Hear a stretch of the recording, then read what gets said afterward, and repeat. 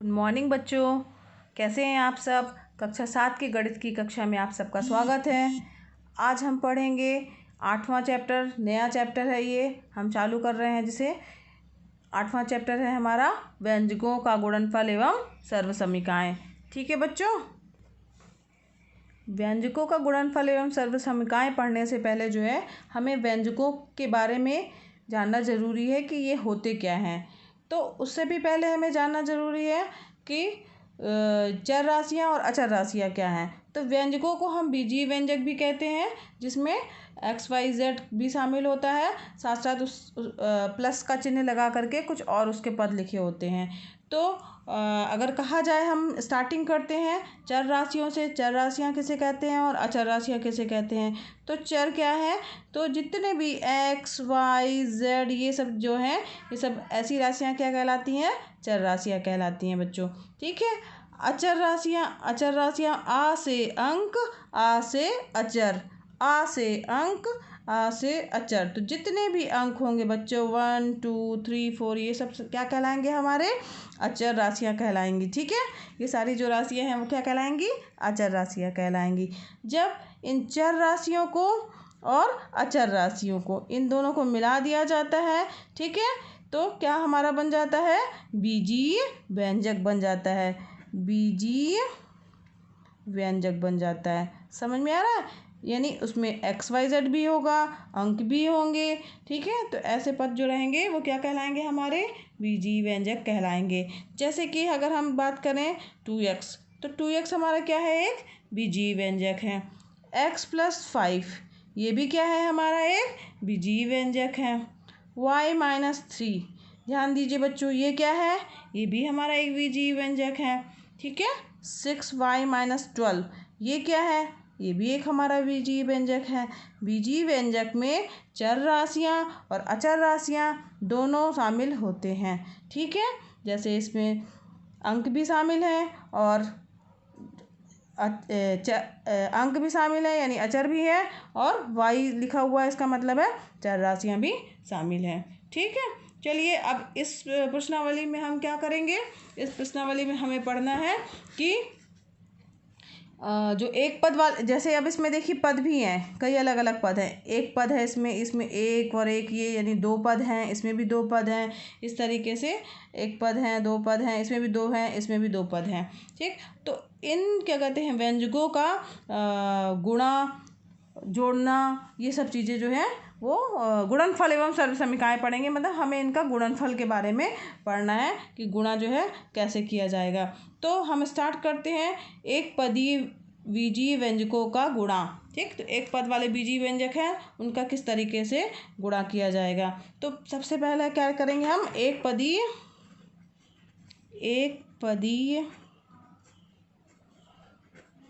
बीजीय व्यंजकों का गुणा।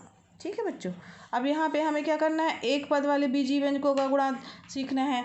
तो यहाँ ध्यान दीजिए, एक पद वाले कौन कौन से बीजीय व्यंजक हो, जिसमें केवल एक पद हो, यानी प्लस का चिन्ह लगा के और पद ना दिए हों, केवल एक पद। जैसे कि इसमें इन सभी पदों में, इन सभी बीजीय व्यंजकों में एक पदीय व्यंजक कौन सा है, तो 2x, ये वाला हमारा व्यंजक कौन सा है, एक पदीय बीजीय व्यंजक है। तो अब इसमें बच्चों हम क्या पढ़ेंगे कि बीजीय व्यंजक, अगर मान लीजिए हमारे पास एक पदीय बीजीय व्यंजक है, अगर उसमें किसी संख्या से गुणा करेंगे तब क्या होगा।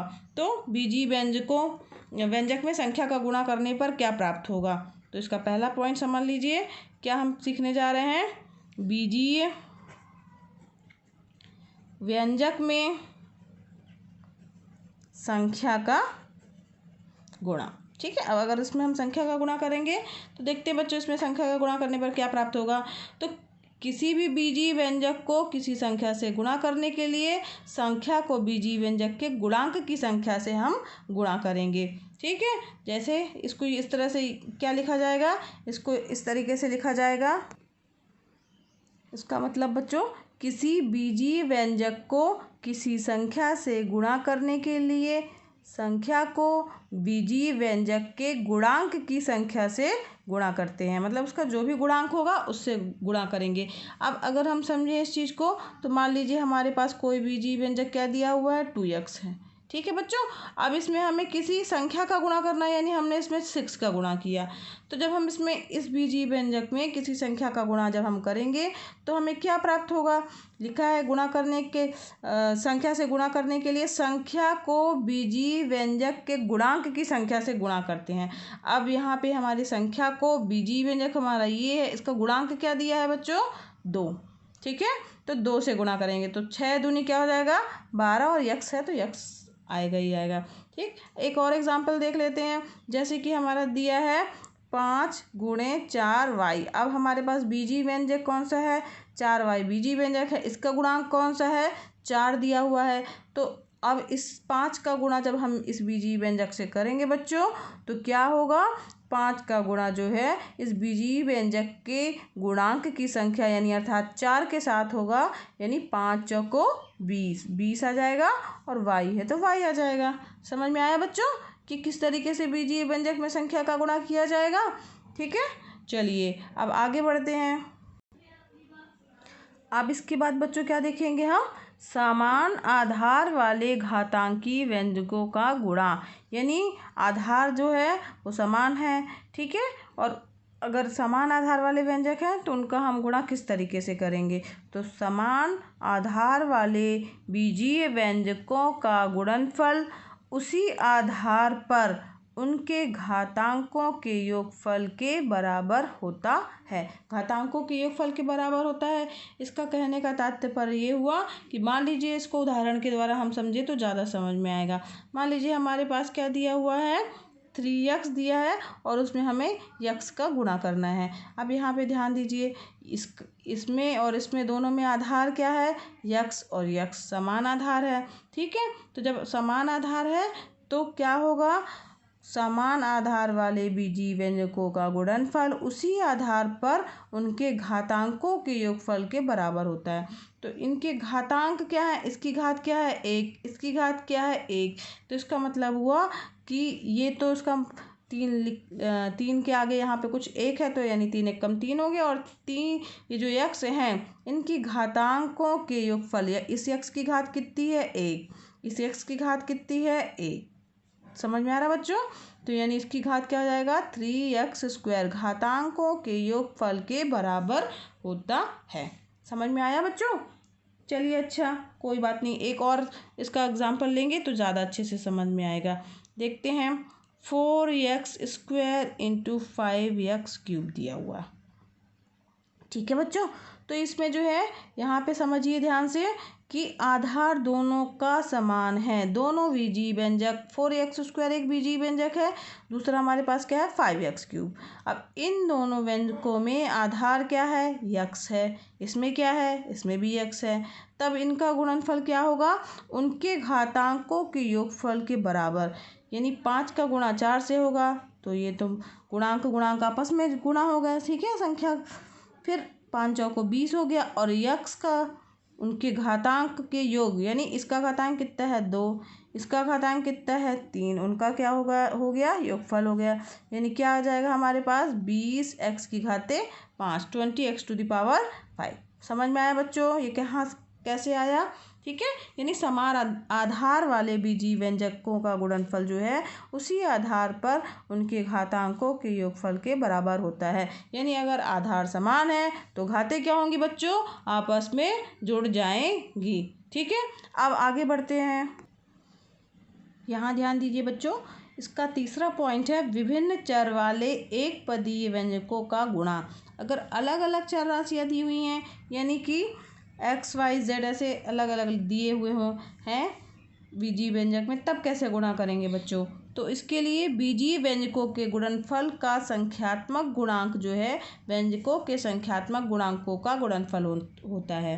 ठीक है। यानी संख्यात्मक जो है यानी संख्या वाले अंक जो रहेंगे वो उनका गुणा जो है दूसरे वाले व्यंजक की संख्या से ही होगा, यानी संख्याओं का आपस में गुणा हो जाएगा। ठीक, दूसरा पॉइंट क्या कह रहा है हमारा कि बीजीय व्यंजकों के गुणनफल का बीजीय गुणांक व्यंजकों के चर भागों का गुणनफल होता है। यानी जो चर राशियाँ होंगी उनका गुणनफल कैसे होगा, तो उनका गुणनफल जो रहेगा वो दोनों के गुणांकों के चारों भागों का गुणनफल होगा। आइए इसको एग्जाम्पल के द्वारा समझिए तो ज़्यादा समझ में आएगा। मान लीजिए हमारे पास x 5x × 4y दिया है। ठीक, अब इसमें अलग अलग चर है ना, एक में x है एक में y दिया है। तब इसमें पहले के अनुसार क्या दिया है कि संख्यात्मक गुणांक जो है व्यंजकों के संख्यात्मक गुणांकों के गुणनफल होगा। यानी 5 का गुणा 4 से होगा, यानी 5 का गुणा 4 यानी 5 चौको 20। और इसके बाद दूसरा पॉइंट क्या कह रहा है कि बीजीय व्यंजकों के गुणनफल का बीजीय गुणांक मतलब एक्स वाई जेड वाला रहेगा, व्यंजकों के चर भागों का गुणनफल होता है। अब चर भाग एक्स और वाई हैं, यानी एक्स और वाई का भी आपस में गुणनफल हो जाएगा। समझ में आ रहा है? तो इसको हम क्या लिखेंगे 20xy। अब यहाँ पे ध्यान देने की बात ये है कि जो ये इसमें गुणे का निशान बना हुआ है, ठीक है, तो इसको हम जब चर राशि के लिए लिखते हैं तो इस तरह से निशान लगा करके नहीं लिखते हैं, गुणे का निशान जो है वो नहीं लगाते हैं। तो हम इसे सीधे क्या लिखेंगे 20xy या 20xy लिखेंगे। ठीक है, अब एक और एग्जांपल देख लीजिए, ज़्यादा समझ में आ जाएगा। 7x × 3y × 2z। अब यहाँ ध्यान दो बच्चों, यहाँ पर तो हमारे पास तीन चर राशियाँ हैं, x भी है y भी और z भी है।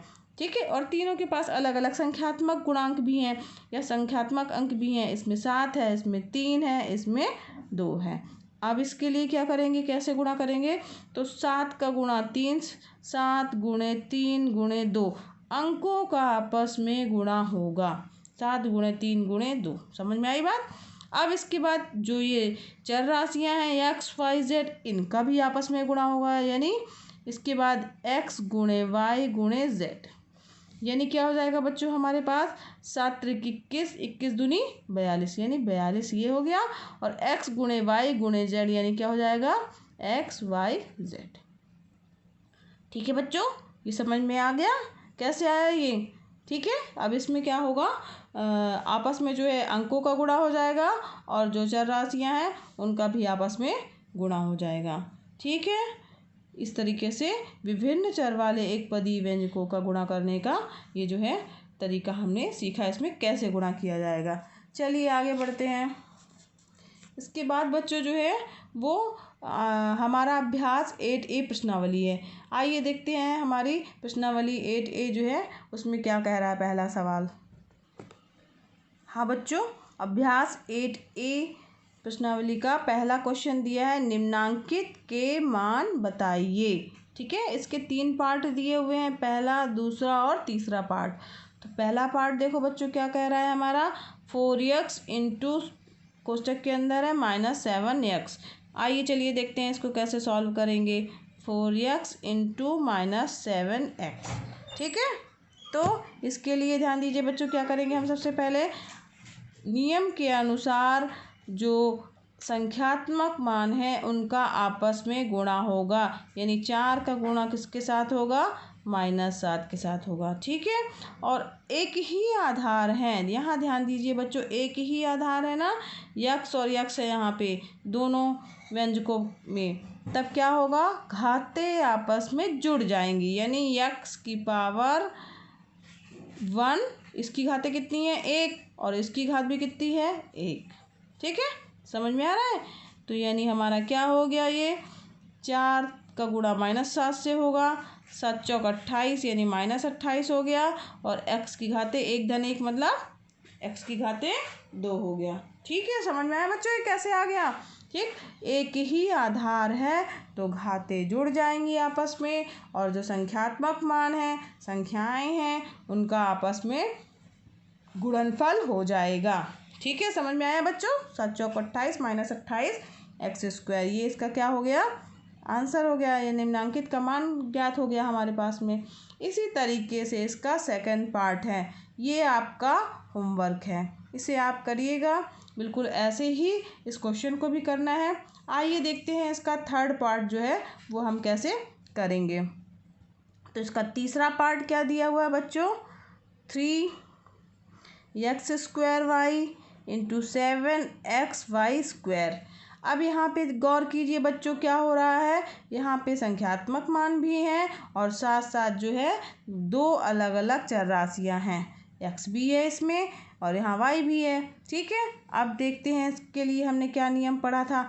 अंकों का गुणा अंकों के साथ हो जाएगा संख्यात्मक मान का, और साथ ही साथ जो है वो x जहाँ पर x हैं वो घातें क्या होंगी, आपस में जुड़ जाएंगी। यहाँ पर x की घात 2 है, यहाँ पर x की घात 1 है, तो ये दोनों आपस में जुड़ जाएंगी। तो x की घातें 2 धन 1, समझ में आया।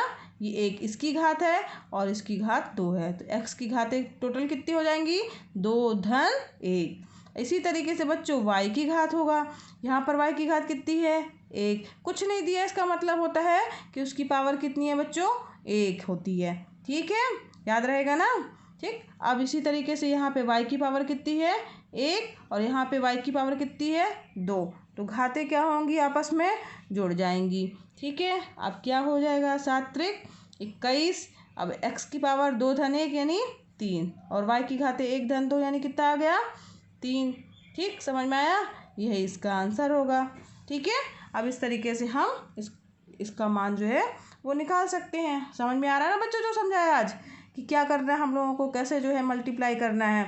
अंकों का गुणा अंकों के साथ, x का गुणा x के साथ होगा। इसमें जब एक ही आधार यानी x का x से हो रहा है तो घातें आपस में जुड़ जाती हैं।